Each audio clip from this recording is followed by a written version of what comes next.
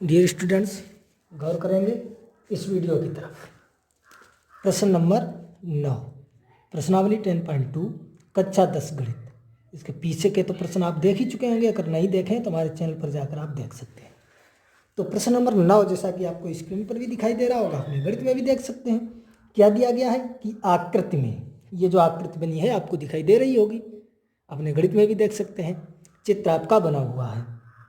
तो दिया गया है आकृति में एक्स वाई तथा एक्स डैश वाई डैश। देखो एक्स वाई और X dash Y dash O केंद्र वाले वृत्त पर दो समांतर स्पर्श रेखाएं हैं।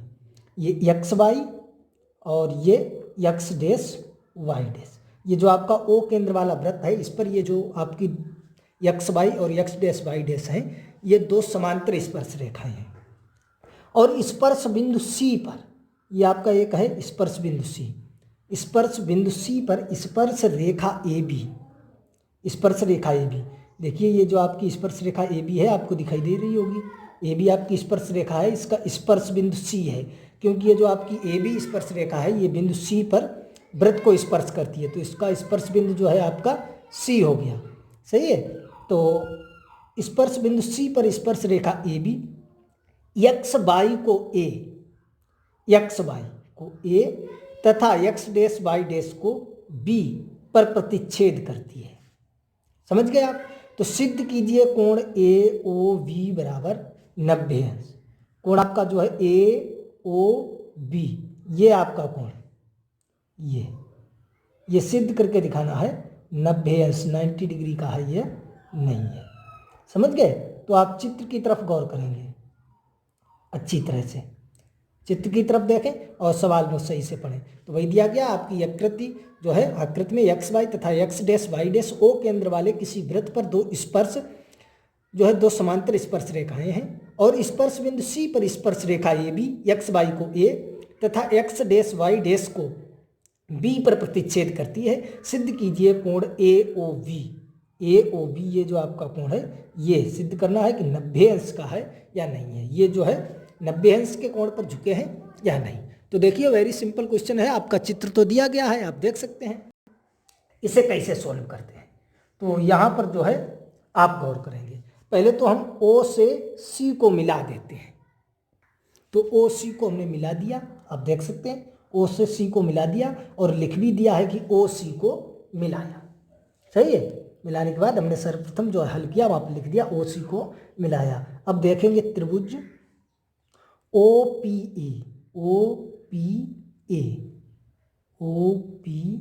ए तथा त्रिभुज ओ सी ए,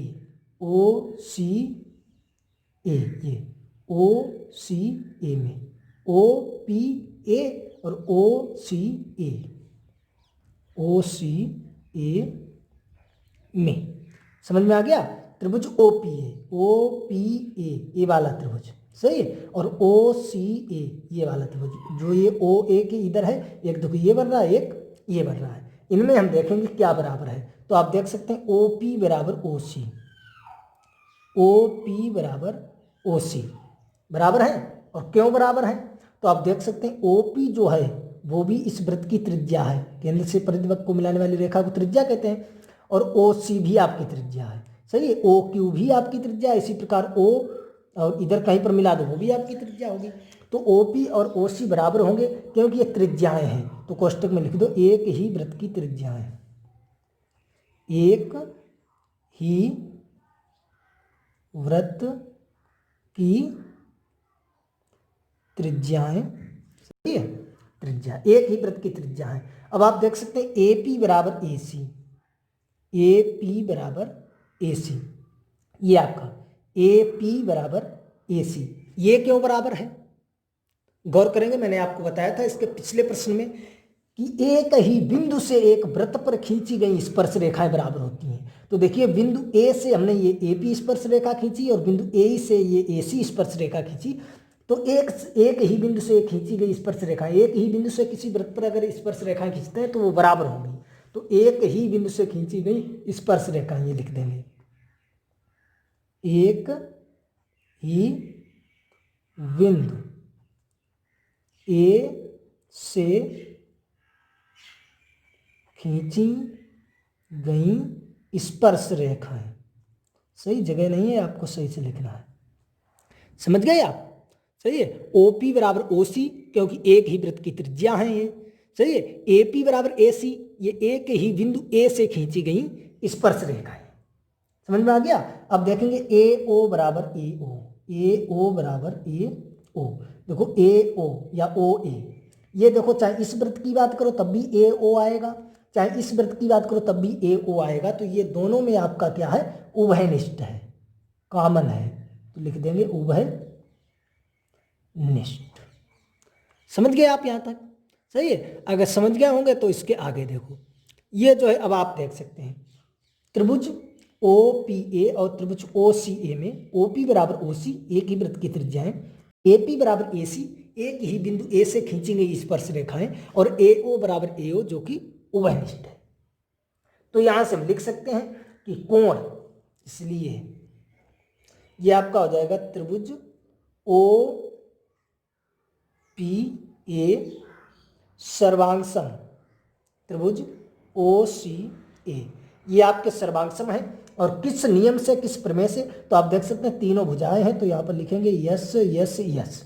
सही है। भुजा भुजा भुजा सर्वांगसम प्रमेय से, सर्वांगसम प्रमेय से। सही है। अगर कोण होते तो ए सर्वांगसम प्रमेय से, भुजाएं हैं तीनों तो यस यस यस सर्वांगसम प्रमेय से जो है ये आपकी। सही है। दोनों आपके त्रिभुज जो है वो कैसे हो जाए? सर्वांगसम हो गए। सर्वांगसम हो गए तब यहां से आप लिख सकते हैं अतः कोण,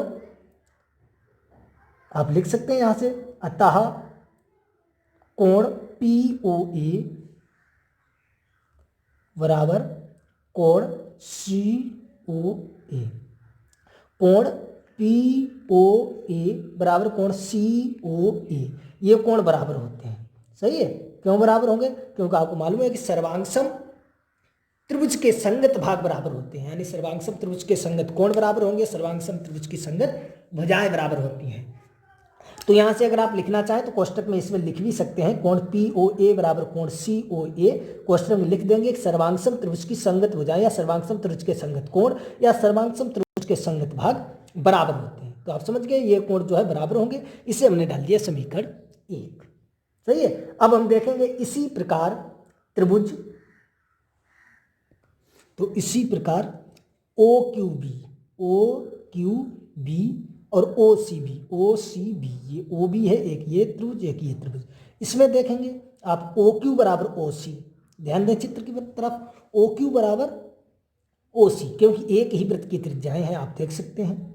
सही है। BC बराबर BQ क्योंकि एक ही बिंदु B से खींची गई स्पर्श रेखाएं हैं, और OB बराबर OB दोनों त्रिभुजों में आएगा जो कि उभयनिष्ठ है। तो दोनों त्रिभुज आपके सर्वांगसम हो जाएंगे। यहाँ पर आप लिखना चाहो तो लिख सकते हैं यस यस यस सर्वांगसम प्रमेय से, सर्वांगसम प्रमेय से ये दोनों त्रिभुज सर्वांगसम हो जाएंगे। तब आपको मालूम है सर्वांगसम त्रिभुज के संगत भाग बराबर होते हैं, तो ये दोनों कोण बराबर हो जाएंगे। इसे हमने डाल दिया समीकरण 2। यहां तक आप समझ गए अच्छी तरह से? कोई समस्या हो तो बता सकते हैं, कमेंट बॉक्स आपके लिए खुला है। आप तुरंत बताएंगे सर यहाँ पर हमारे समझ में नहीं आया, आपने ये कैसे कर दिया, हम आपको तुरंत समझाएंगे। उसका वीडियो दूसरा बनाकर आप तक पहुँचाएंगे, डालेंगे। वैसे मैं पूरी कोशिश यही करता हूँ कि आपको एक ही बार में अच्छी तरह से समझ में आ जाएगा। तो आप देख सकते हैं ऊपर मैंने समीकरण 1 डाला, दोनों त्रिभुजों को सर्वांगसम दिखाकर, दोनों कोण बराबर, और नीचे आप देख सकते हैं इसी प्रकार ये समीकरण हमने सेकंड बनाया। अब आपको मालूम है कि आपका जो ये है POQ, चित्र में आप देखेंगे POQ, ये आपका POQ, ये आपका क्या है? एक व्यास सरल रेखा है। तो ये आपका जो टोटल कोण होगा वो कितने का होगा? 180 का। अगर हमने उदाहरण के तौर पर आपको समझाना चाहें कि ये आपका कोई व्यास है, वृत्त है, सॉरी, ये आपका कोई वृत्त है, ये O केंद्र का, ये उसका व्यास है A, और ये O और ये B। सही। तो ये जो कोण बनेगा ये आपको मालूम है रेखा पर, सरल रेखा पर कितने अंश का बनता है? 180 अंश का। सही है। ये 180 अंश का, अब इसमें से कितने में ये भाग हो जाएं? सही है। जितने भी हो जाए, तो 1 2 3 4 5 6, तो टोटल जो 6 कोण है इनका योगफल जो होगा वो कितना होगा? बराबर 180 अंश। कितना होगा? 180 अंश, क्योंकि टोटल आपका कोण कितना है? 180, उसी में से तो ये भाग किए गए हैं। समझ में आ रहा है आपको? इसी प्रकार यहाँ पर देखेंगे जो आपका ये टोटल कोण बनेगा, ये जो टोटल आपका बनेगा ये रेखा पर 180 का, इसी में भाग किए गए। देखो एक ये 2, एक ये 3 और एक ये 4, देख सकते हैं 1 2 3 4। तो इन चारों कोणों का मिलाकर जो योग होगा वो कितना होगा? 180 अंश। यहाँ तक बात आपको समझ में आ रही है? कोई समस्या हो तो बता सकते हैं, क्योंकि POQ आपका क्या है? वृत्त का व्यास है, मालूम है आपको। तो ये एक सरल रेखा है, तो ये आपका जो कोण बनेगा टोटल 180 अंश का। और इसमें से हमने आपको उदाहरण के तौर पर समझाया, चाहे आपके 6 हो, चाहे 7 हो, चाहे 8 हो, जितने भी भागों में बांटेंगे वो आपका योगफल टोटल 180 के बराबर होगा। तो ये देखिए 1 2 3 4, तो इन चारों कोणों का जो योगफल होगा वो 180 अंश के बराबर होगा। बस यही आपको लिख देना है।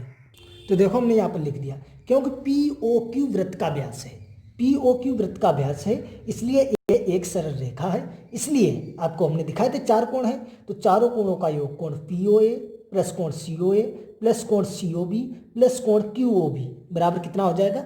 180 अंश। अब देखेंगे समीकरण 1 और समीकरण 2 से, POA COA के बराबर है और QOB COB के बराबर है। तो लिखेंगे समीकरण 1 व 2 से।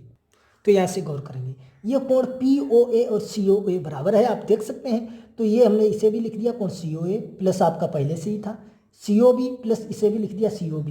तो यहाँ से आपके 1 और 1 ये हो जाएगा 2 कोण COA प्लस 2 कोण COB बराबर ये आपका हो जाएगा 180 अंश। सही है। तो यहाँ से अगर हम 2 कॉमन लेते हैं तो ये हो जाएगा कोण COA प्लस कोण COB बराबर 180 अंश।